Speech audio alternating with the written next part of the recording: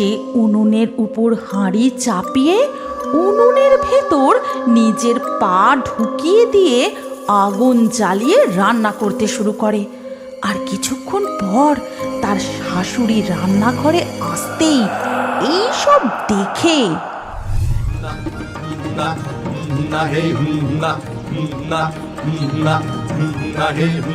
ওই দেখ দিদি, পালকি করে নতুন বউ যাচ্ছে রে।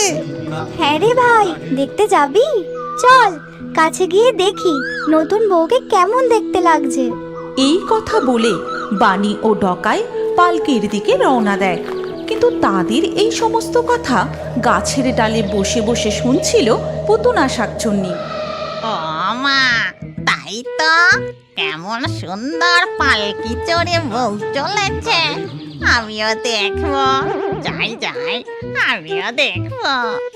এই কথা বলে পুতুনা শাকচুন্নি সেই গাছ থেকে উড়ে চলে যায় পালকিতে থাকা বউকে দেখতে। বাবা, কত ঢাক ঢোল কাশি বাজিয়ে বউ চলেছে, কি মজা! কত দূর যায় দেখি তো। এরপর পালকি এসে একটা বড় বাড়ির উঠানে থামে। আর সেই উঠানের পাশেই ছিল এক মস্ত তেঁতুল গাছ। সেই গাছেই শাকচুন্নি এসে বসে পড়ে।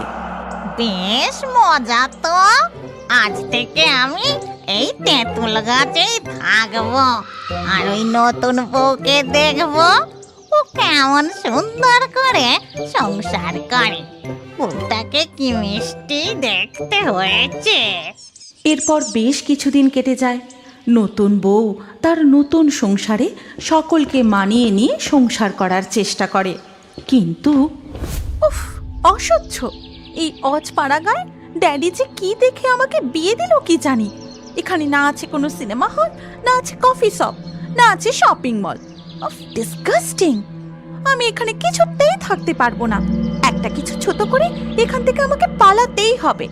ওদিকে তখন শ্রীলেখার শাশুড়ি শ্রীলেখার ঘরে এসে বলে, এই তো বৌমা, তুমি ঘরেই রয়েছ। বলছিলাম তোমার শ্বশুর মশাইকে একটু চা বানিয়ে দিয়ে এসো তো মা। আমি ঠাকুর ঘরে যাচ্ছি, ঠাকুরকে একটু জল বাতাসা দিয়েই চলে আসবো। খোকা আবার কাজে বেরোবে তো। এই কথা বলেই শ্রীলেখার শাশুড়ি ঘর থেকে চলে যায়। আর শ্রীলেখা যায় চা করতে। সে রান্নাঘরে পৌঁছে চা করতে করতে মনে মনে বলে, ওরে বাবা, চা যেন কিভাবে বানাতে হয়। ও হ্যাঁ, মনে পড়েছে, ইউটিউবে একবার রেসিপিটা দেখে নি। ও দূর দূর, ইন্টারনেটটাও চলছে না। এখন যে কি করি? চা বানাতে প্রথমে দিতে হয় চিনি। আরে এখানে তো দেখছি চিনিটাকে গুঁড়ো করে রেখেছে। যাক বাবা, এইটাই একটু বেশি করে দিয়ে দিই। শ্রীলেখার চা করা হয়ে গেলে সে শ্বশুর মশাইকে গিয়ে চা দেয়। আর শ্বশুর মশাই সেই চা মুখে দিতেই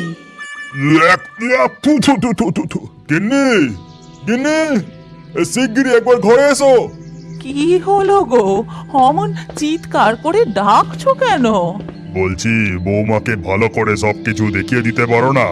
আর বৌমার চায়ে চিনির বদলে নুন দিয়েছে যে। হায় হায় হায়, এ কি কাণ্ড! এইভাবেই চলে শ্রীলেখার সংসার। সে কোনো কাজই ঠিক করে করতে পারে না। তার স্বামী দীপককে জল দিতে গিয়ে জলের গ্লাস উল্টে ফেলে, কখনো রান্না করতে গিয়ে তরকারি পুড়িয়ে ফেলে, কখনো আবার তরকারিতে নুনের বদলে এক গাদা চিনি দিয়ে রাঁধে। ধর বাবা, সারাদিন কাজ করতে করতে আমার হাত পা একেবারে ব্যথা হয়ে গেল। আমি এখানে কিছুতেই থাকবো না। আমাকে কোনো না কোনো ছোট করে এখান থেকে পালাতেই হবে। আর এই সমস্ত কিছু তেঁতুল গাছের ডালে বসে বসে দেখতে থাকে পুতুনা শাকচুন্নি। বোঝো ঠেলা, নতুন বউয়ের কাজকর্ম দেখো। কেউ সংসার করতেছে, সংসার পায় না, আর কেউ সংসার পেয়ে তা গুছিয়ে করতে পারে না। হায় কপাল! সেই দিনই রাতে শ্রীলেখা তার স্বামী দীপককে জানায়, বলছিলাম আমার না শরীরটা একদম ভালো নেই, শহরে গিয়ে একটা বড় ডাক্তার দেখাতে হবে, আর কিছুদিন না বিশ্রামেরও দরকার। তাই আমি ভাবছিলাম কিছুদিনের জন্য বাপের বাড়ি থেকে আসব। আচ্ছা বেশ, কালকেই আমি তোমাকে তোমার বাপের বাড়ি পৌঁছে দিয়ে আসবো। না না, তোমাকে আর কষ্ট করে যেতে হবে না, একটা গরুর গাড়ি ডেকে দিও, আমি একাই চলে যাব। এরপর সকাল হতেই শ্রীলেখা তার বাপের বাড়ির উদ্দেশ্যে রওনা দেয়। আর এই সমস্ত কিছু তেঁতুল গাছের মগ ডালে বসে বসে দেখতে থাকে পুতুনা শাকচুন্নি। বাবা বাবা, এই তো সুযোগ। এইবার আমি আমার মনের স্বাদ পূরণ করব। যতদিন না ওই বউ বাপের বাড়ি থেকে ফিরছে, আমি এই বাড়ির বউয়ের ছদ্মবেশ ধরে সংসার করব। যেমন বলা তেমন কাজ। কোনো রকমে সেই দিনের রাতটা কাটিয়ে পরের দিন সকালবেলা হতেই পুতুনা শাকচুন্নি দীপকের স্ত্রী শ্রীলেখার রূপ ধরে তাদের বাড়ি এসে হাজির হয়। মা, মা, আমি শ্রীলেখা, আমি ফিরে এসেছি মা। এ কি বৌমা, তুমি কালকেই বাপের বাড়ি গেলে আর আজই চলে এলে? হ্যাঁ মা, আমার ওখানে থাকতে না ভালো লাগলো না, তাই চলে এলাম। তা বেশ করেছো মা, এসো এসো, ঘরে এসো। এরপর থেকে পুতুনা শাকচুন্নি বেশ মনের আনন্দে দীপকের বাড়িতে থেকে সংসার করতে শুরু করে, এবং দীপকের মা যখন যা করতে বলেন সে চটজলদি সব কাজ করে ফেলে। বলছিলাম বৌমা, তোমার শ্বশুর মশাই বাজার থেকে না অনেক রকম মাছ এনেছেন, তুমি কি রান্না করতে পারবে? আপনি নিশ্চিন্তে ঘরে গিয়ে বসুন মা, আমি সমস্ত কিছু রান্না করে আপনাদের খেতে ডাকছি। এই কথা শুনে শ্রীলেখার শাশুড়ি সেখান থেকে চলে যেতেই শাকচুন্নি তার আসল রূপ ধারণ করে। তারপর উনুনে হাঁড়ি চাপিয়ে কাঠে আগুন জ্বালিয়ে একটা মন্ত্র পড়ে। গিলি গিলি গিলি গিলি ছু, ফু ফু ফু, এই হয়ে গেল ভাত রান্না। গিলি গিলি গিলি গিলি ফু, এই হয়ে গেল সব রকমের মাছ রান্না। তারপর সে সমস্ত খাবার থালায় সাজিয়ে শ্বশুর মশাই ও শাশুড়ি মাকে খেতে দিতে যায়। এ কি গো বৌমা, এত তাড়াতাড়ি তোমার সব রান্না হয়ে গেল? হ্যাঁ মা, হয়ে গেল। এবার খেয়ে বলুন তো কেমন রান্না হয়েছে। এমনভাবেই বেশ কিছুদিন কেটে যায়। শাকচুন্নিও মনের আনন্দে দিন কাটাতে থাকে। শ্রীলেখার শ্বশুর শাশুড়ি দীপকও বেশ খুশি হয়। তারপর হঠাৎ একদিন, বুঝলে বৌমা, আমি তো সব জায়গায় তোমার খুব প্রশংসা করি। তোমার রান্নার প্রশংসা শুনে না গ্রামের সব বউরা আমায় ধরেছে নিমন্ত্রণ করে তোমার হাতে রান্না খাওয়াতে হবে। তাতে কি হয়েছে মা, আপনি সকলকে নিমন্ত্রণ করুন, আমি সবার জন্য নানান রকমের রান্না করে দেব। এই কথা শুনে শ্রীলেখার শাশুড়ি খুশি মনে সেখান থেকে চলে যান। তারপর যেদিন সকলে নিমন্ত্রণ খেতে আসবেন সেদিন হঠাৎ শুরু হয় তুমুল বৃষ্টি। এই দেখেছো কাণ্ড বৌমা, আজকেই যত বৃষ্টি হতে হলো। রান্না যে হবে তা সব কাঠ তো গেল ভিজে, এবার কি হবে? আপনি এত কেন ভাবছেন মা, আপনি ঘরে গিয়ে বসুন, আমি সমস্ত ব্যবস্থা করে এখনই আসছি। তারপর সে উনুনের উপর হাঁড়ি চাপিয়ে উনুনের ভেতর নিজের পা ঢুকিয়ে দিয়ে আগুন জ্বালিয়ে রান্না করতে শুরু করে। আর কিছুক্ষণ পর তার শাশুড়ি রান্নাঘরে আসতেই এই সব দেখে, ও মা গো, এ দীপক কাকে বিয়ে করে এনেছে গো? এ যে এক শাকচুন্নি, যাই দীপককে গিয়ে জানাই। ততক্ষণে দীপকও সেখানে এসে পৌঁছায়। আর এই সমস্ত কিছু দেখে, মা, কাউকে কিচ্ছু বলো না, তুমি ঘরে গিয়ে বসো, আমি এক্ষুনি আসছি। এরপর দীপক সোজা চলে যায় এক তান্ত্রিক বাবার কাছে এবং তাকে গিয়ে সমস্ত কথা খুলে বলে। হে আমি কাকে বিয়ে করলাম বাবা? শেষকালে এক শাঁকচুন্নির সঙ্গে আমার বিয়ে হলো, আপনি রক্ষা করুন। ওরে বাবা, বলিস কি? চল তো গিয়ে দেখি। তোর বাড়ির উঠোনে বসে একটা যজ্ঞ করলেই আমি সব বুঝতে পারবো। সমস্ত কিছু শোনার পর তান্ত্রিক দীপকের বাড়ি এসে তাদের উঠোনে সেই তেঁতুল গাছের তলাতেই বসে যজ্ঞ করতে শুরু করেন। আর ওদিকে তখন শাকচুন্নি আহ আহ আহ কেমন করছো গো আমার সাথে? ছেড়ে দাও আমায়, আমার খুব কষ্ট হচ্ছে গো। আহ আহ এই কথা বলতে বলতে পুতুনা শাকচুন্নি উঠানে চলে আসে। কে তুই? কি তোর পরিচয়? এই বাড়িতে কেন ঢুকেছিস? আমি পুতুনা শাকচুন্নি। বেঁচে থাকতে আমার খুব সংসার করার শখ ছিল, বিয়েও হয়েছিল, কিন্তু শাশুড়ির অত্যাচারে বেশি দিন আর সংসার করা হয়নি। তারপর মরে শাকচুন্নি হয়ে গেছি। যা করেছিস করেছিস। এইবার এই বাড়ি ছেড়ে, এই গ্রাম ছেড়ে তুই চলে যা, নইলে দাদা, আমাকে আর কষ্ট দিও না। আমি এই বাড়ি ছেড়ে, গ্রাম ছেড়ে এখনই চলে যাচ্ছি। এই কথা বলে পুতুনা শাকচুন্নি হুশ করে উড়ে সেই বাড়ি ছেড়ে এক্কেবারে চলে যায়। ও দীপক, আর দেরি করিস না বাবা। তুই যেভাবেই হোক তুই তোর ওই না কুচু বউকেই ফিরিয়ে নিয়ে আয়। আমি ঠিক ওকে এই সংসারের সব কিছু শিখিয়ে পড়িয়ে দেব। দৌলতপুর শ্মশান। নিশি নদীর তীরে দৌলতপুর গ্রামের শেষে অবস্থিত এই শ্মশান।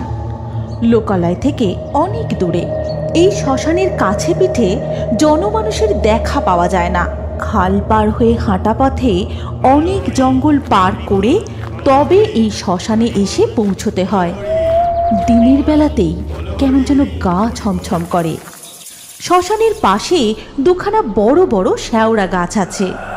ওই শেওড়া গাছে বসবাস করেন 4 জন নাগরিক: হামদভূত, মামদভূত, ঘ্যাগভূত, খেদি পেতনি।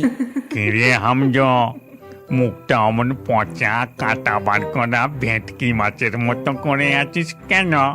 আজ আমার ভূত জন্মদিন। তাই বাবুর মনে দুঃখ হয়েছে গো। মন খারাপ করিসনি, খেদি তোর জন্য শুটকি মাছের কেক বানিয়েছে, ওপরে গুবরে পোকা ছয়রে ডেকোরেশন করা। দেখেই মনে হচ্ছে ওরে বাবা হেবি খেতে হয়েছে। আমার কথা কেউ মনে না রাখলে কি হবে?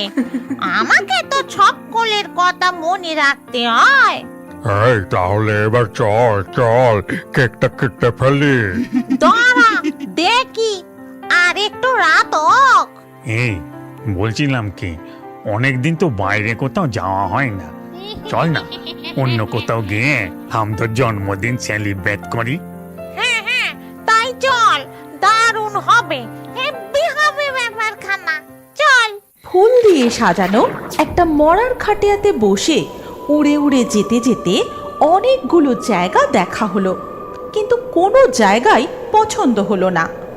অবশেষে একটা বাড়ির উপর দিয়ে যাওয়ার সময় মাছ ভাজার গন্ধ নাকে আসতেই আহা, কি সুন্দর মাছ ভাজার গন্ধ রে! এই চল, ওই বাড়িটার পাশের মাঠটায় নামা যাক। ওরে বাবা তাড়াতাড়ি নামি। কি গন্ধ! চল চল চল চল চল। জন্মদিনের পার্টিটা আরে তাড়াতাড়ি নামা নামা। তারপরে তারা সবাই মিলে বাড়ির পাশের মাঠে গিয়ে নামে। এই, তোরা তৈরি তো? এই হামদা, মাছের কাঁটাটা ধর দেখিনি। নে, এবার কেকটা কেটে ফেল। Happy birthday to you, happy birthday to Hamd. এবার আপনাদের সামনে সঙ্গীত পরিবেশন করবেন ভূত জগতের সঙ্গীত সম্রাজ্ঞী মিস হেদি এবং ভূত জগতের সঙ্গীত সম্রাট কুমার মামডো মামডো মামডো মামডো।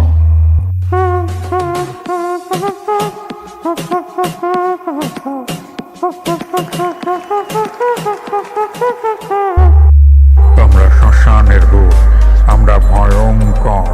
কেউ যদি অন্যায় করে মোটকে দিই ঘাড় তার। আজ আমদর জন্মদিনে পার্টি করবো খুশি মনে, নাচবো গাইবো খাবো ঘুরবো এই আমরা 4 জনে। না না না, একদম না, অন্যায় অত্যাচার না। যদি আমরা জানতে পারি মারবো মাথায় ডান্ডার বাড়ি। মাছের গন্ধে আর পারি না, বাঁচা ভিত্তির সামনে সত্যি মাছের সস দিয়ে খাবো। আমরা সব অশরীরী, আমরা উড়ে বেড়াই, তাই তো সব শয়তানকে আমরা করি সাফাই। হামদোর জন্মদিনের পার্টি তো জমে উঠেছে। হঠাৎ পাশের বাড়ির দজ্জাল গৃহিণীর চিৎকারে সঙ্গীতানুষ্ঠান থেমে যায়। সবাই ঝোপের আড়াল থেকে দেখে, এ কি, এখনো পর্যন্ত মাছগুলো ভাজা হলো না? হয়ে গেছে মা, তুমি গিয়ে বসো, রবির বাবা দিয়ে আসছে। তারপর বৃদ্ধ শ্বশুর মশাই মাছ ভাজা নিয়ে বৌমাকে দিয়ে আসেন। এই যে তোমাদের মাছ ভাজা। এখানে রেখে বারান্দায় গিয়ে বসুন, আমি গিয়ে আপনাদের খেতে দিয়ে আসছি। নিজেরা ভালো ভালো খাবার খাবে বলে বৃদ্ধ শ্বশুর শাশুড়িকে বাইরের বারান্দায় খেতে দেয় শুকনো ভাত আর তার উপর ছিটে ফোটা ডাল। নিজেরা কত কিছু খাচ্ছে, আর বাবা মায়ের বেলায় শুকনো ভাতে কয়েক ফোঁটা ডাল। তোমাকে অন্তত একটা মাছ ভাজা দিতে পারতো। ও ঠিক আছে, আমার তো বয়স হয়ে যাচ্ছে, কম খাওয়াই ভালো। নিজে না খেয়ে ছেলেকে খাইয়েছো, মাঠে কাজ করে ছেলেকে পড়াশোনা শিখিয়েছো, 2 পয়সা রাখতে পারোনি। হে ভগবান, আজ এই বয়সে আমাদের এমন দিন দেখতে হচ্ছে।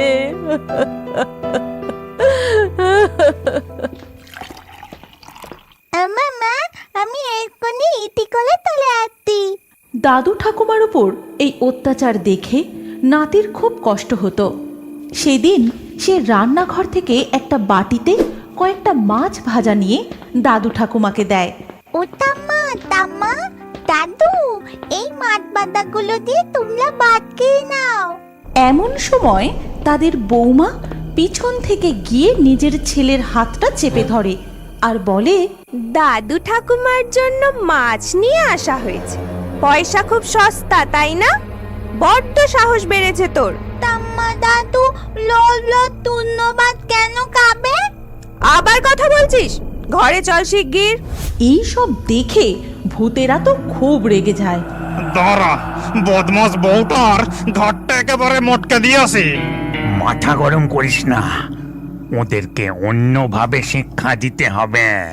পরদিন ভোরবেলা ভূতেরা গাছের ছাওয়াতে বসে চা খাচ্ছে। অন্যদিকে বৃদ্ধ বাবা উঠানের ঝোপঝাড় পরিষ্কার করছে আর বৃদ্ধা মা সবজি কাটছে। এমন সময় দজ্জাল গৃহিণী একটা থালা ছুঁড়ে দেয়। থালার আওয়াজে ভূতেরা ওই বাড়ির দিকে ফিরে তাকায়। এইভাবে কেউ বাসন মাজে? বাসনে নোংরা লেগে আছে দেখতে পাননি? চোখের মাথা খেয়েছেন নাকি? এই তো মা, এই তো, আসলে চশমাটা ভেঙে গেছে তো, তাই দেখতে পাইনি মা। গদ গদ গেলার সময় তো ঠিকই দেখতে পান। দাঁড়া তুই। ঠিক সেই সময় হামদো গাছ থেকে একটা কাঁচা আম পেড়ে বৌমার দিকে ছুঁড়ে মারে, আর সেই আমটা গিয়ে বৌমার মুখে আটকে যায়। আর এই দেখে রবি বলে, কে কে আম ছুঁড়ে মারলো? কে? বাবা, তুমি ওর মুখে আম ছুঁড়ে মেরেছ? এক্ষুনি তোমাদের এই বাড়ি থেকে বের করে দেব। আচ্ছা, যার বাড়ি তাকেই বের করে দিবি? সেই সময় ঘ্যাগো দেখে একটা গরু পটি করছে। সঙ্গে সঙ্গে সে তার লম্বা হাতটা বার করে কিছুটা গোবর তুলে নিয়ে সোজা ছুঁড়ে মারে রবির মুখে। কেউ বাইরে থাকা চলবে তো। আজ ওদের উচিত শিক্ষা দেব। একটা হেভি প্ল্যান করতে হবে। সেদিন সন্ধেবেলা ঝমঝম করে বৃষ্টি হচ্ছে। রবি তখনও বাড়ি ফেরেনি বলে তার বাবা মা বারান্দায় একটা তক্তপোষের উপর বসে ছেলের জন্য অপেক্ষা করছেন। এদিকে রবি বউ, ছেলে এবং নিজের জন্য 6খানা মাছের চপ কিনে বাড়ি ফিরল। একটিবারের জন্য বৃদ্ধ বাবা মার কথা সে ভাবল না। ওই দেখ, বউটা আম তেল দিয়ে মুড়ি মাখছে। মাছের চপ দিয়ে মুড়ি গেলা হবে? দাঁড়া, ওদের জম গেলাচ্ছে। দাদু ঠাকুমা আর পুচকেটাকে কিছুক্ষণের জন্য ঘুম পাইরে দেই, নাহলে ভূতের তাণ্ডব নৃত্য দেখে ওরা ভয় পেয়ে যাবে।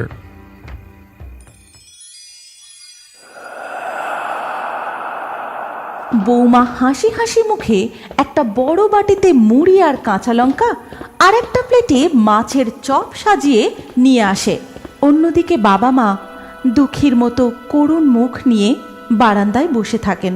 আর এদিকে বৌমা যেই চপের প্লেটে হাত দিতে যাবে তখনই আর সাথে সাথেই মাছের চপগুলো শূন্যে ঘুরতে থাকে এবং ছেলে ও বউ লাফিয়ে লাফিয়ে ওগুলো ধরতে যায়। ও মা গো, কি কি কি হচ্ছে সব? হাওয়ায় চপ উড়ে যাচ্ছে। এমন সময় কি যেন এক মুঠো কাঁচা লঙ্কা ছেলে ও বৌমার মুখে পুড়ে দেয়। ও জল জল, ওরে বাবা রে, চলে গেল রে, চলে গেল।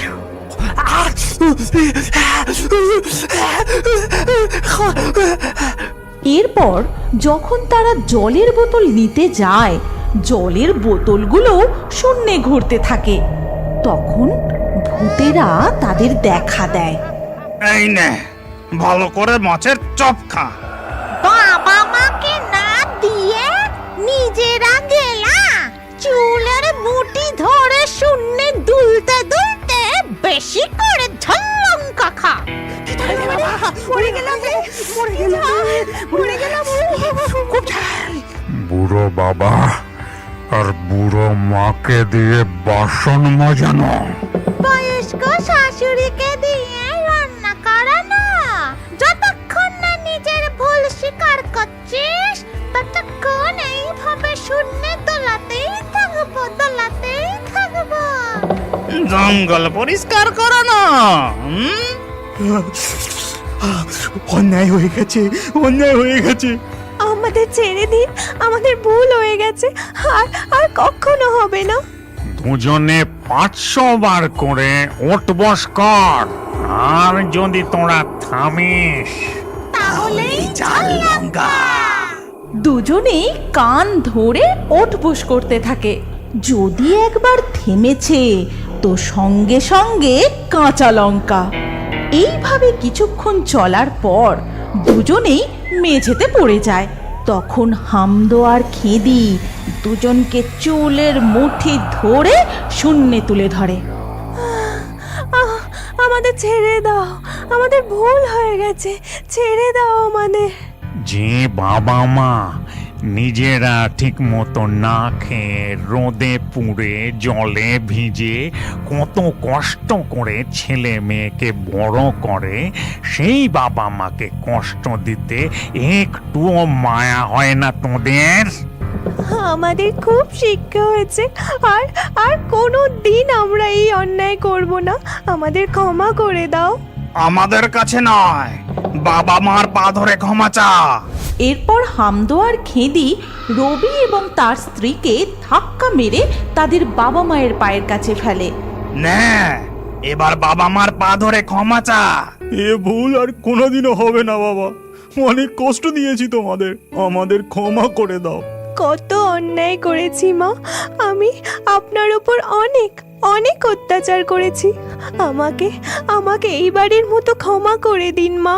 এই কথা শুনে রবির বাবা মা হাসি মুখে ছেলে ও বৌমার মাথায় হাত রাখেন এবং এরপর থেকে তারা মিলেমিশে আনন্দের সাথে দিন কাটাতে থাকে।